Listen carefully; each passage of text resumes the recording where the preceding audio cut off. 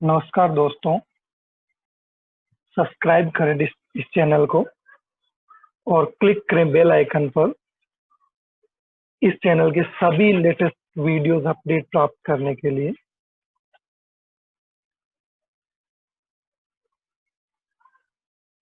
उसका अपना टॉपिक रहेगा डीबीएमएस का ओवरव्यू, है ना। Overview of DBMS, database management का ओवरव्यू आज हम पढ़ने वाले हैं। एक्चुअली डेटाबेस मैनेजमेंट होता क्या है, उसका इंट्रोडक्शन जो है वो हम आज डिस्कस करेंगे।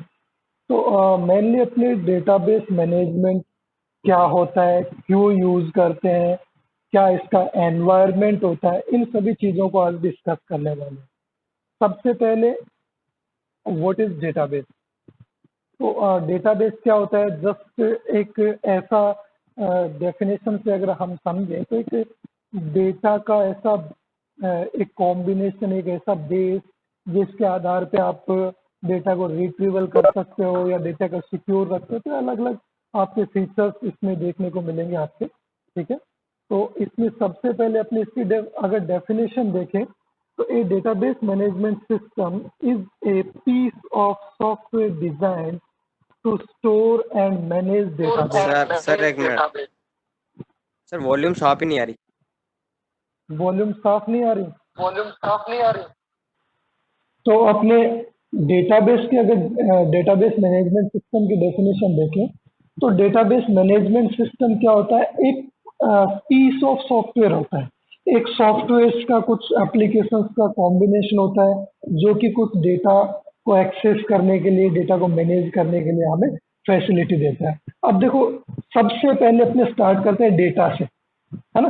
सबसे पहले डेटा क्या होता है, व्हाट इज डेटा, ठीक है। तो डेटा की अगर अपने बात करें तो डेटा आर रो फैक्ट्स, यानी ऐसा रो मटेरियल जो एक्चुअली हमने कलेक्ट किया हुआ है। कुछ डेटा हमारे पास, जैसे कुछ आंकड़े हमारे पास पड़े होते हैं, उनको एक्चुअली हम क्या बोलते हैं, डेटा बोलते हैं, ठीक है। डेटा और इंफॉर्मेशन में डिफरेंस हम पहले भी डिस्कस कर चुके हैं, बस मैं एक बार और आपको बता देता हूँ। मेनली जो प्रोसेस्ड डेटा होता है उसको इंफॉर्मेशन कहते हैं। प्रोसेस किस वे में, अब देखो, प्रोसेस का मतलब ये नहीं है कि कोई डेटा है और उसमें से कुछ हमने कुछ उस पे कुछ ऑपरेशंस किए और हमने प्रोसेस करके छोड़ दिया तो वो सबके लिए इंफॉर्मेशन होगी, ऐसा नहीं है। इंफॉर्मेशन जो है वो चेंज होती रहती है। कैसे चेंज होती रहती है, मान लो एक बुक राइटर ने एक बुक राइट की और उस बुक के लिए उसने 10 डिफरेंट बुक्स को यूज किया, ठीक है। तो वो एक सिंगल बुक उसने उस 10 बुक को रीड करके या उनका डेटा यूज करके राइट की, तो उसके बाद वो बुक उसके लिए क्या होगी, इंफॉर्मेशन, और वो 10 बुक्स क्या थी, उसके लिए डेटा थी, ठीक है। और इसी वे में अब मान लो आपको अगर बोल दिया जाए कि वो बुक डीबीएमएस की थी, ठीक है। अब वो डीबीएमएस की बुक थी, मैंने आपको कोई असाइनमेंट दिया है तो आपको असाइनमेंट बनाना है, तो अब वो बुक आपके लिए डेटा है। उसमें से जो आप असाइनमेंट बनाओगे वो असाइनमेंट आपके लिए क्या होगा, इंफॉर्मेशन होगा, ठीक है। तो डेटा जस्ट रो फैक्ट्स होते हैं, ठीक है। और उसके बाद अपने बात करते हैं डेटाबेस की, ठीक है। डेटा के बाद क्या आता है, डेटाबेस आता है, ठीक है।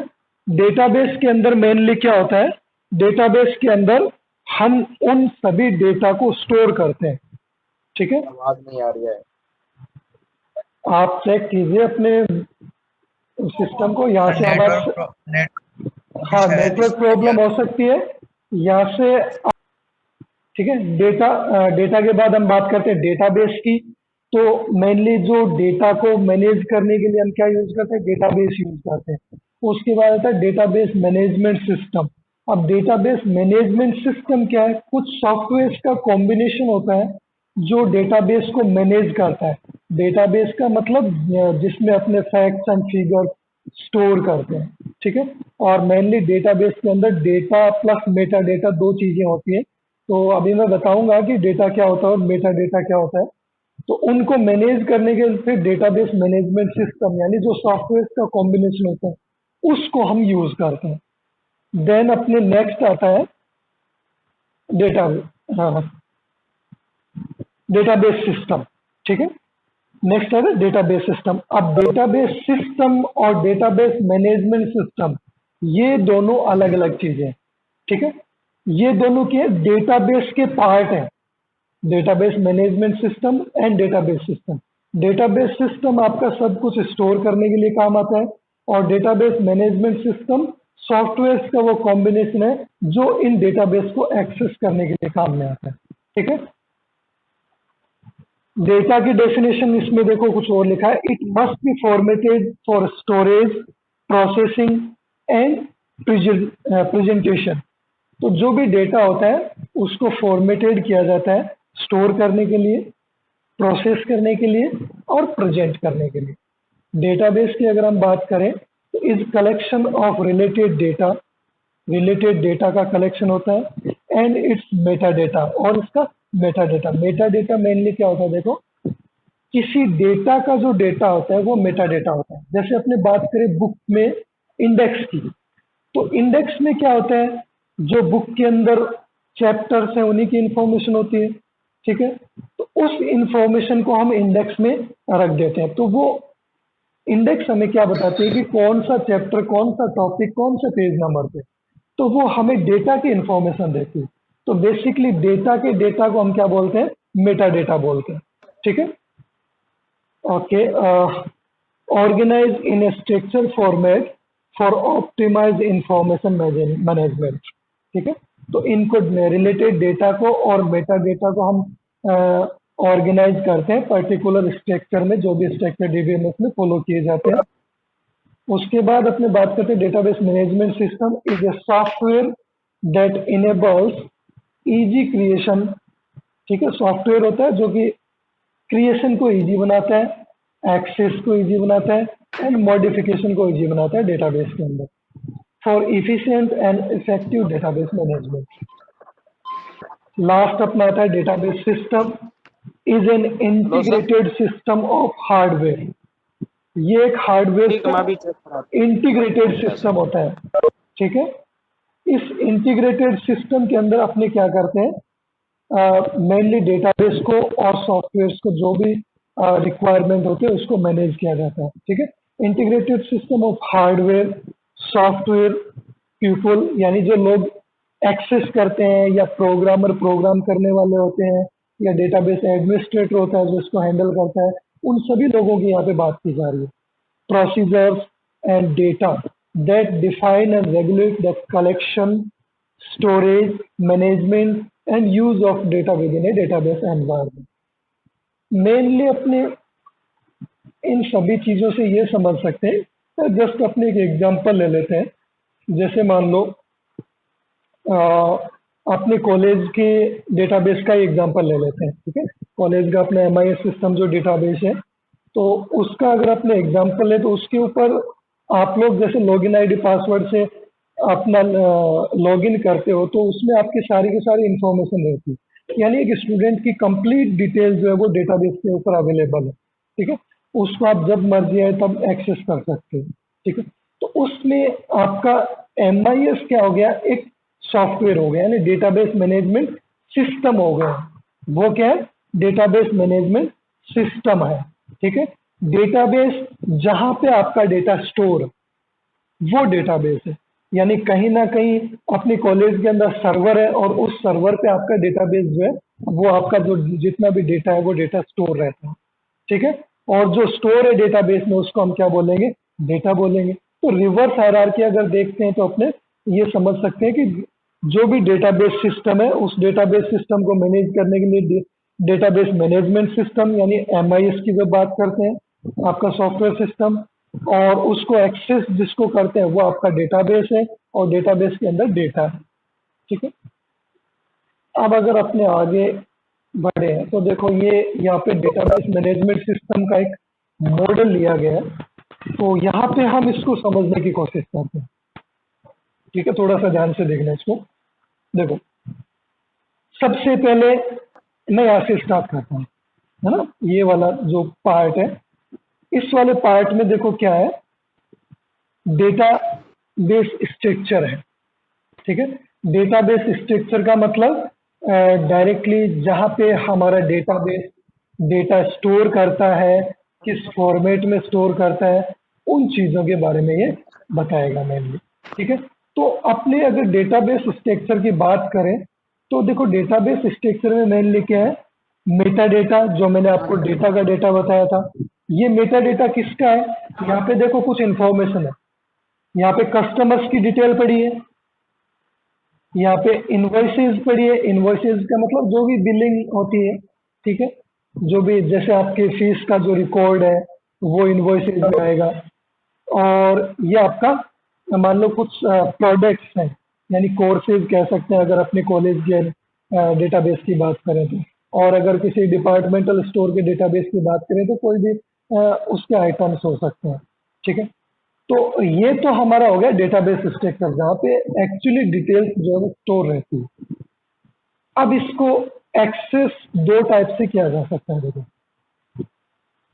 एक तो इधर कुछ एंड यूजर दिए गए हैं। ये एंड यूजर वो यूजर्स हैं जो इस डेटाबेस में अपडेट करने के लिए अवेलेबल है या इनके पास एक्सेस रहता है। जैसे मान लो आपके कॉलेज का जो स्टाफ है या आपके जो अकाउंट का स्टाफ है, जो अकाउंट्स मेंटेन करते हैं, फीस वगैरह की एंट्री करते हैं, इनवॉइसेस की एंट्री करते हैं, तो वो ये वाले एंड यूजर्स वो रहेंगे। ठीक है, और ये इधर वाले जो एंड यूजर आपको दिखाई दे रहे हैं ये कस्टमर्स हैं, यानी कॉलेज के डेटाबेस के रेफरेंस में आप स्टूडेंट ले सकते हैं। ठीक है, ये आपके क्या है, स्टूडेंट्स या कस्टमर्स कह सकते हैं। और ये आपके क्या है, स्टाफ मेंबर्स है उस कंपनी के जिस कंपनी का डेटाबेस आप यूज कर रहे हो। ठीक है, अब यहाँ पे जब इंटरेक्ट होना है तो हम डायरेक्टली इंटरेक्ट हो सकते हैं, बट आप लोगों को इंटरेक्ट होने के लिए आप अलग अलग एप्लीकेशन यूज करते हैं। ठीक है, जैसे मान लो आप रेलवे की उसका बात करें अपने रिजर्वेशन सिस्टम का, तो रेलवे के डेटाबेस में जरूरी नहीं है कि आप रेलवे की वेबसाइट में जाके डेटाबेस को ओपन करो। आपके पास एंड्रॉयड ऐप भी है जिससे आप डेटाबेस में डायरेक्टली लॉगिन कर सकते हो। आप इवन पेटीएम ऐप से डेटा रेलवे की टिकट बुक कर सकते हो। फोन पे, जितने भी आपके यूपीआई सॉफ्टवेयर हैं इनसे आप डायरेक्टली कर सकते हो, है ना। तो ये क्या है, ये एप्लीकेशन सॉफ्टवेयर है। ठीक है, ये क्या है, एप्लीकेशन सॉफ्टवेयर है। तो ये एप्लीकेशन सॉफ्टवेयर किस पे काम करते हैं, ये डेटाबेस मैनेजमेंट सिस्टम पे काम करते हैं।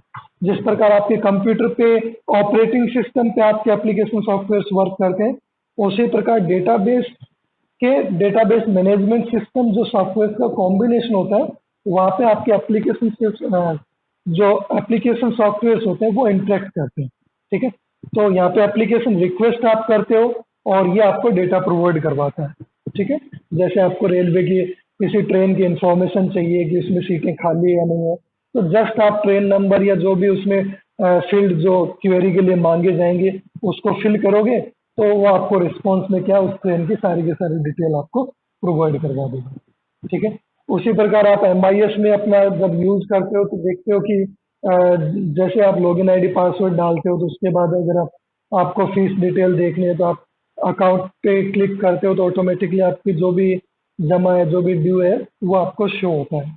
ठीक है, तो ये अपने को इतना ही ध्यान रखना है यहाँ पे कि ये आपका वो स्ट्रक्चर है जहाँ पे डेटा स्टोर होता है। ठीक है, और ये वो है जो डेटाबेस को एक्सेस करने की फैसिलिटी देता है, और ये यूजर्स हैं जो डेटाबेस को एक्सेस करते हैं। ठीक है, और ये वो स्पेसिफिक एंड यूजर्स हैं जो इसके अंदर डायरेक्टली चेंजेस या अपडेट या जो भी चीज़ें परफॉर्म कर सकते हैं, उनकी फैसिलिटीज उनके पास अवेलेबल होती है। ठीक है, तो इस चीज़ को आपको ध्यान रखना है। ठीक है, इसके बाद अगर अपने आगे बढ़े हैं तो देखो नेक्स्ट स्लाइड पे इसी एनवायरनमेंट को थोड़ा सा फॉर्मुलेट किया गया है। और फॉर्मुलेट कैसे किया गया है, देखो यहाँ पे ये जो पूरा बॉक्स बना हुआ है ये आपका डेटाबेस सिस्टम है। ठीक है, ये जो आपका पूरा बॉक्स है ये डेटाबेस, ये पूरा बॉक्स जिसकी अपने बात कर रहे हैं ये पूरा बॉक्स क्या है, ये आपका डेटाबेस सिस्टम है। ठीक है, ये यहाँ तक डेटाबेस सिस्टम है आपका जो बॉक्स बना हुआ है। ठीक है, अब इस डेटाबेस सिस्टम के अंदर कुछ पार्ट्स हैं। अब वो पार्ट्स क्या है, ये आपका डेटाबेस मैनेजमेंट सिस्टम सॉफ्टवेयर है। ठीक है, यानी ये आपका मेन वो सॉफ्टवेयर है जो जैसे कंप्यूटर में ऑपरेटिंग सिस्टम होता है ना, उसी प्रकार डेटाबेस के अंदर ये वाला सिस्टम जो है वो हैंडल करता है। अब ये किस किस के बीच में इंटरफेस प्रोवाइड कर रहा है, देखो यहाँ पे आप डेटा स्टोर कर रहे हो। ठीक है, यहाँ पे डेटा स्टोर कर रहे हो और यहाँ पे मेटा डेटा स्टोर कर रहे हो, डेटा का डेटा स्टोर कर रहे हो। ठीक है, तो ये आपका डेटाबेस हो गया। ठीक है, इसको इसको क्या बोल देंगे अपने, इसको इतने इतने को अपने डेटाबेस बोल देंगे। ठीक है, ये आपका डेटाबेस हो गया जहाँ पे डेटा स्टोर हो रहा है और मेटा डेटा स्टोर हो रहा है। और ये आपका हो गया डेटाबेस मैनेजमेंट सिस्टम सॉफ्टवेयर जो कि एक्सेस की फैसिलिटी देगा। अब हम डायरेक्टली क्या आपको इतना हार्ड डिस्क दे दूं कि इसमें से डेटा रीड करके बताओ, तो क्या आप डेटा रीड कर सकते हो? नहीं कर सकते। हमें कुछ ना कुछ सॉफ्टवेयर चाहिए जो कि हार्ड डिस्क से डेटा रीड करे। सेम वही चीज यहाँ पे है, आप सर्वर से डायरेक्टली डेटाबेस से डेटा रीड नहीं कर सकते, उसके लिए आपको डेटाबेस मैनेजमेंट सिस्टम की रिक्वायरमेंट रहेगी। ठीक है, और उस डेटाबेस मैनेजमेंट सिस्टम पे आपके डिफरेंट डिफरेंट एप्लीकेशन सॉफ्टवेयर हो सकते हैं, जैसे मैंने बात की आपको पेटीएम की, फोन पे की, आपका रेलवे का जो डिफरेंट डिफरेंट ऐप है, रेलवे की भी 2-3 ऐप आपको मिल जाएंगे। तो वो क्या है, वो एप्लीकेशन प्रोग्राम है जिनमें आप अपनी क्वेरी जो है वो पुट करते हो। ठीक है, और ये वह यूजर हो ही गया जो कनेक्टेड होता है, या प्रोग्रामर जो प्रोग्रामिंग करता है एप्लीकेशन सॉफ्टवेयर की। ठीक है, तो यूजर जैसे ही यहाँ से कनेक्टेड होगा तो यूजर केवल एप्लीकेशन प्रोग्राम से कनेक्टेड होता है, उसी में अपनी क्वेरी टाइप करता है। वो क्वेरी जाती है डेटाबेस मैनेजमेंट सिस्टम के पास।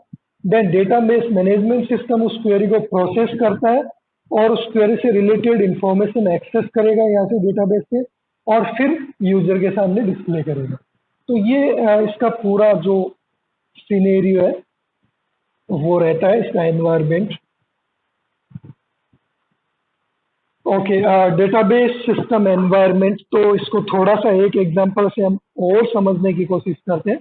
यहाँ पे मैंने सबको अलग कर दिया है, डिफरेंट डिफरेंट मैंने सबको डिस्प्ले किया है, तो सबका वन बाय वन मीनिंग हम यहाँ पे समझेंगे। तो देखो, सबसे पहले मैं स्टार्ट करता हूँ अपने हार्डवेयर से। ठीक है, हार्डवेयर की अगर अपने बात करें तो इसमें देखो ये वाला यहाँ पे हार्डवेयर शो किए गए। तो हार्डवेयर हमें क्या चाहिए, हमें एक बड़ा सा स्टोरेज कैपेसिटी वाला सर्वर चाहिए जिसको हम डेटाबेस सर्वर बोलते हैं, स्टोरेज एरिया बोलते हैं। ठीक है, तो वो मेन हमारे हार्डवेयर में आएगा। ठीक है, उसके बाद उस हार्डवेयर को एक्सेस करने के लिए हमें एक सॉफ्टवेयर चाहिए। ठीक है, जिसको हम डेटाबेस मैनेजमेंट सिस्टम बोलते हैं। ठीक है, ये डेटाबेस मैनेजमेंट सिस्टम हमारा हो गया। ठीक है, इसके पास डेटा अवेलेबल है। ठीक है, अब इसको अपने क्या बोलते हैं, डीबीएमएस यूटिलिटीज, यानी सॉफ्टवेयर है तो सारी एप्लीकेशन सॉफ्टवेयर को ये हैंडल करता है, जिसको यूटिलिटी सॉफ्टवेयर भी बोलते हैं। ठीक है, ठीक है, इसके बाद अपनी बात करें सिस्टम एडमिनिस्ट्रेटर। सिस्टम एडमिनिस्ट्रेटर कौन होता है, जो कंप्लीट सिस्टम को मैनेज करता हो। ठीक है, इस पूरे कंप्लीट सिस्टम को जो मैनेज करता हो, जैसे ब्रांच के अंदर ब्रांच मैनेजर होता है ना, उसी प्रकार सिस्टम एडमिनिस्ट्रेटर होता है जो कंप्लीट सिस्टम को मैनेज करता है। ठीक है, उसके बाद नेक्स्ट अपने अगर बात करें इसके अंदर एंटिटी की, तो देखो अपना आता है ये वाला जो कि इस डेटाबेस यूटिलिटी को एक्सेस करता है।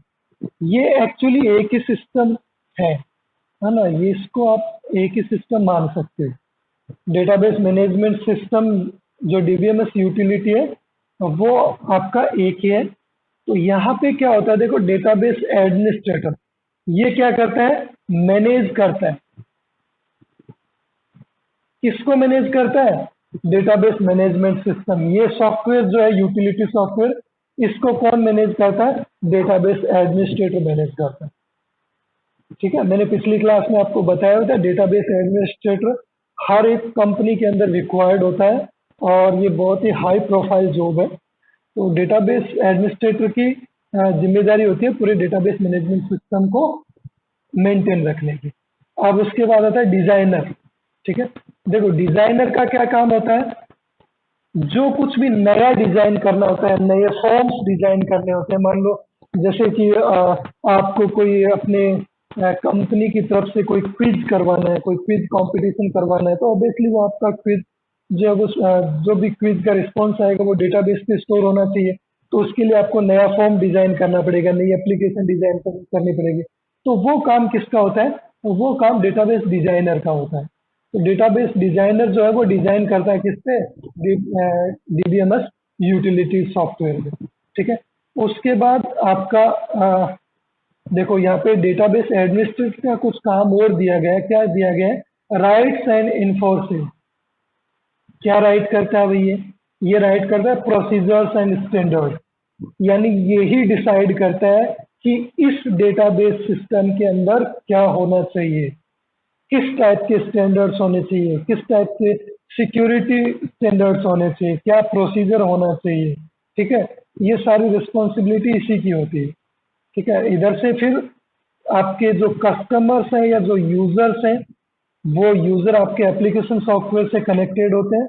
बट एप्लीकेशन सॉफ्टवेयर को बनाता कौन है? जो सॉफ्टवेयर इंजीनियर्स होते हैं, जो प्रोग्रामर्स होते हैं, जिनको अपने एनालिस्ट या प्रोग्रामर्स कह सकते हैं। ओके, और ये आपके प्रोग्राम्स को राइट करते हैं और इन प्रोग्राम को यूज करते हुए यूजर जो है वो डेटाबेस को एक्सेस करते हैं। ठीक है, तो ये एक सिंपल सी अप्रोच है। इससे आप लोग एक बेटर अंडरस्टैंडिंग डेवलप कर सकते हो डेटाबेस के बारे में। यूजर क्या होता है, डेटाबेस एडमिनिस्ट्रेटर कौन होता है, डेटाबेस डिजाइनर कौन होता है, प्रोग्रामर कौन होता है, एंड यूजर कौन होता है, एनालिस्ट कौन होता है, सिस्टम एडमिनिस्ट्रेटर कौन होता है। इन चीजों को माइंड के अंदर क्लियर करना बहुत जरूरी है, क्योंकि आगे जब हम इसकी थ्योरी पढ़ेंगे तो फिर ये सब वर्ड्स वहाँ पे आने वाले हैं, तो वहाँ पे कंफ्यूजन नहीं होना चाहिए कि कौन क्या कर रहा है ना। जैसे काम है कि डेटाबेस डिजाइनर, तो आपको फट माइंड में आना चाहिए कि ये कुछ डिजाइन से रिलेटेड जो भी नए जो फॉर्म या कुछ कुछ डिजाइनिंग करना होता है, डेटाबेस के अंदर कुछ चेंज करना होता है, तो उसके लिए वो डिजाइनर जो है वो परफॉर्म करते हैं। ठीक है, एप्लीकेशन सॉफ्टवेयर की जब भी बात है तो आपके माइंड में क्लिक होना चाहिए, हाँ प्रोग्रामर्स जो है वो एप्लीकेशन सॉफ्टवेयर को डेवलप करते हैं और उन एप्लीकेशन सॉफ्टवेयर को यूज करते हुए एंड यूजर जो है वो डेटाबेस को एक्सेस करते हैं। ठीक है, तो ये चीजें आपके माइंड में प्योरली क्लियर रहनी चाहिए। ठीक है, वाई डेटाबेस, हम डेटाबेस क्यों यूज करते हैं?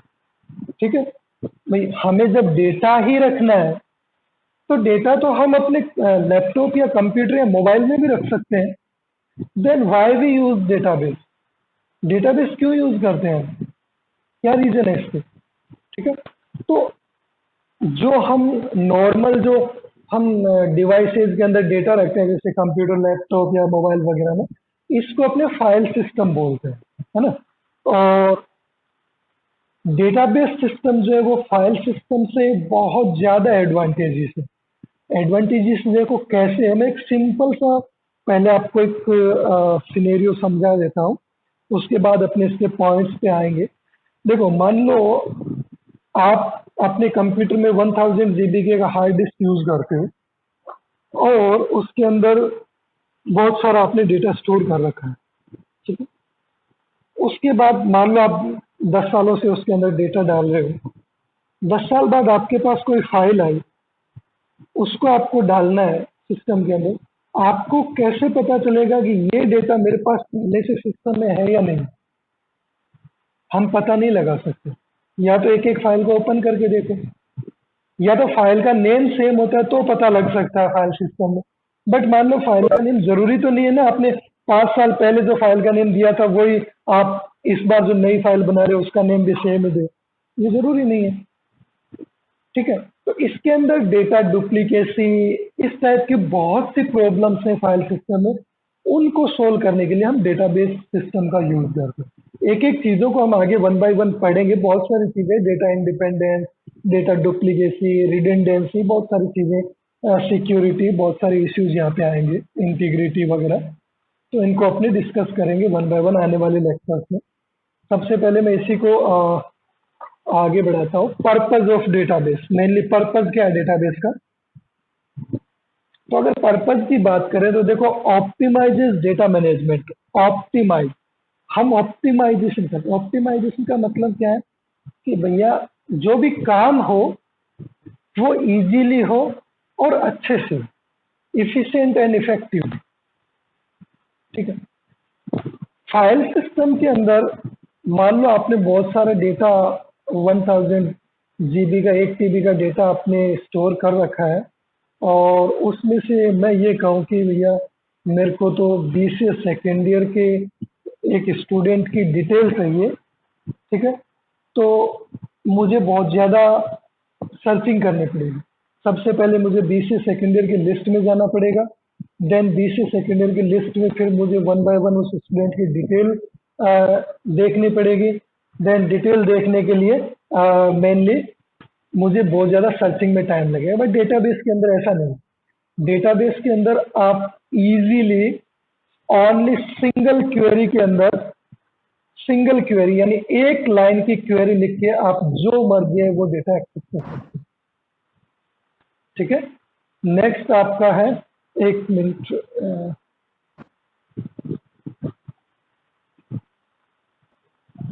अपने अगर सेकंड पॉइंट की देखो बात करें तो सेकंड पॉइंट अपना क्या है?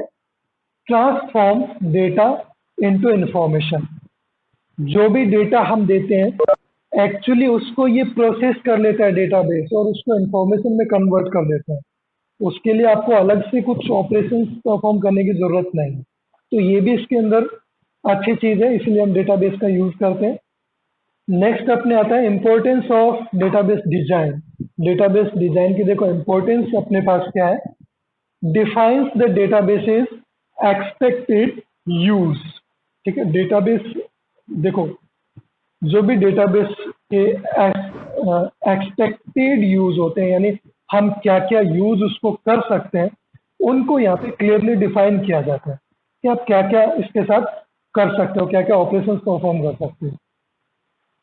Different approach needed for different type of database. अलग अलग टाइप के डेटाबेस के लिए हम अलग अलग अप्रोचेज यूज करते हैं।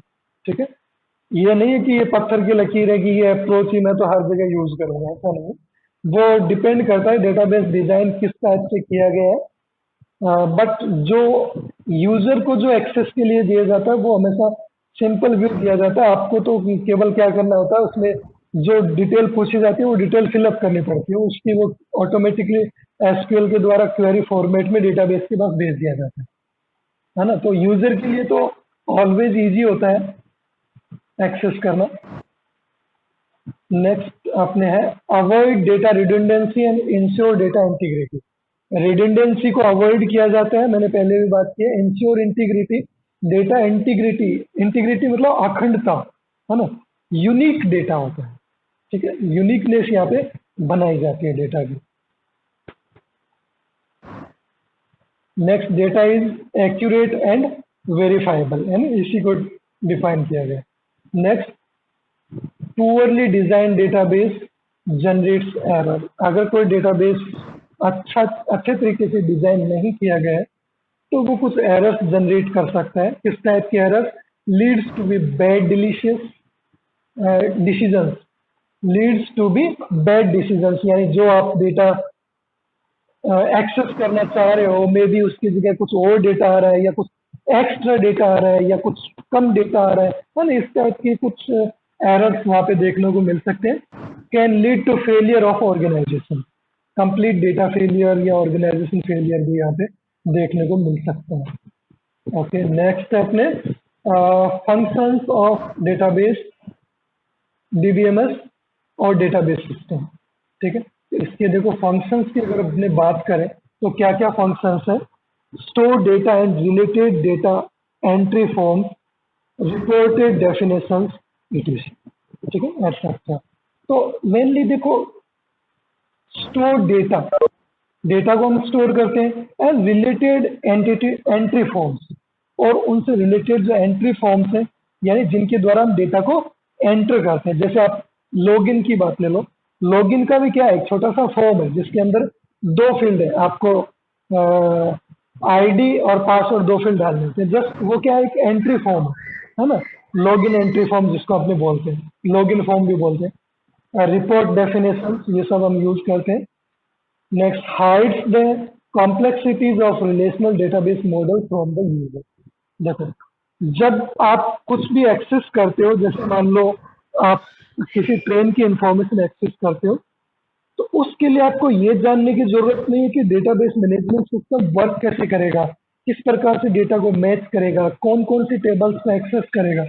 हमें मतलब नहीं, हमें क्या करना है, ओनली ट्रेन नंबर प्रोवाइड करवाना है उसको, उससे वो हमें पूरी की पूरी डिटेल दे देगा।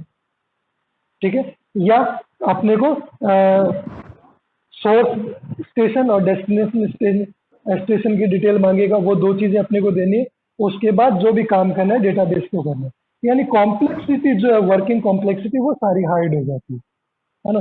केवल यूजर्स के लिए जो है वो, जो एक यूजर फ्रेंडली जो इंटरफेस है वो प्रोवाइड करवाया जाता है ना। इसके लिए देखो दो पॉइंट्स लिखे हैं, facilitates the construction, definition of data elements and their relationships, और enables data transformations and presentation. Next point है, इन्फोर्सेस डेटा इंटीग्रिटी, डेटा इंटीग्रिटी को इन्फोर्स करता है, यानी उस पर बहुत ज़्यादा ये फोकस किया जाता है। Data integrity is very very important feature of database system, because of data integrity, जो अखंडता है डेटा की, वही डेटा का सबसे जो स्ट्रॉन्ग, जो जिसको बोलते हैं फीचर, वो है। और अब तो डेटा की अखंडता और भी ज़्यादा बढ़ गई है, क्योंकि डेटाबेस के अंदर एक नया फीचर आ गया, ब्लॉकचेन सिस्टम। नई टेक्नोलॉजी है ब्लॉकचेन सिस्टम के अंदर। आप लोगों ने अगर कोई सेमिनार अटेंड किया हो तो अभी खूब खूब सेमिनार हो रहे हैं ब्लॉकचेन पे। तो मेनली डेटाबेस में तो क्या होता है, जब हम अपडेट करते हैं तो पुरानी चीज जो है वो रिप्लेस हो जाती है, और उसकी जगह जो अपडेट करते हैं वो नई वैल्यू आ जाती है।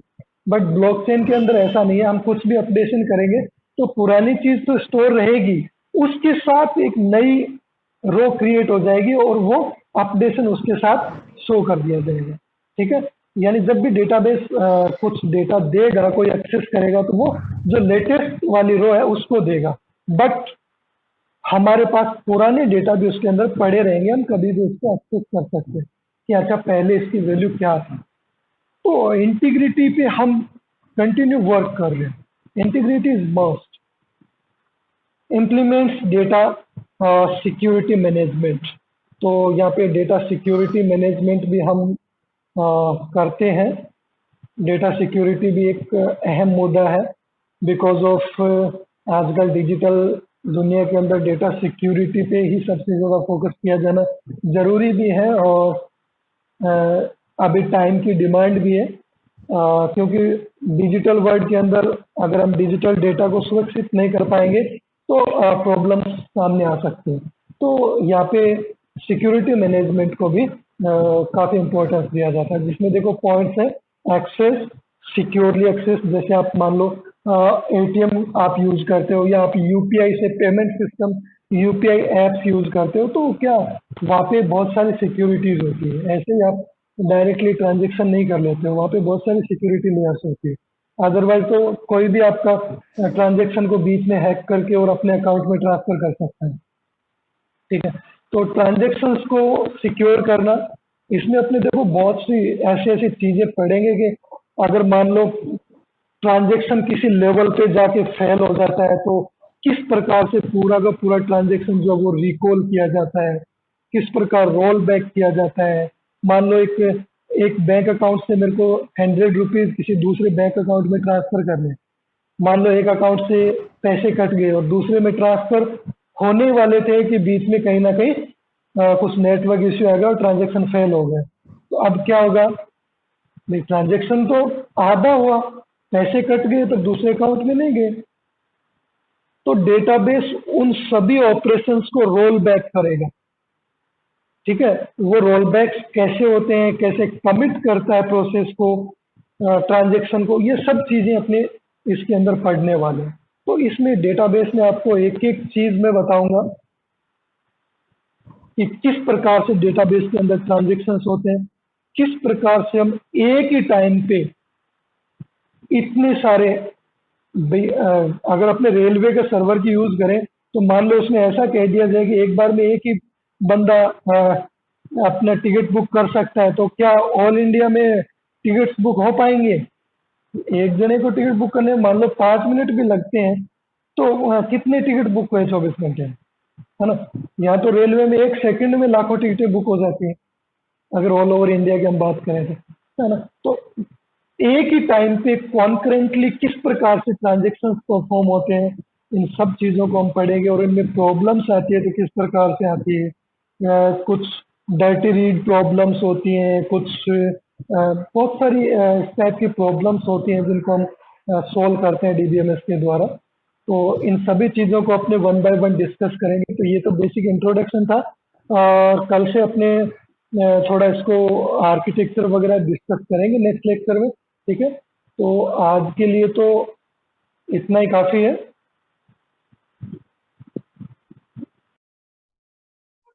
हेलो दोस्तों, चैनल को सब्सक्राइब करना ना भूलें, वीडियो को लाइक करें, शेयर करें और बने रहें आपके अपने चैनल पॉसिबल नॉलेज के साथ इसी तरह के लेटेस्ट वीडियोस पाने के लिए। धन्यवाद।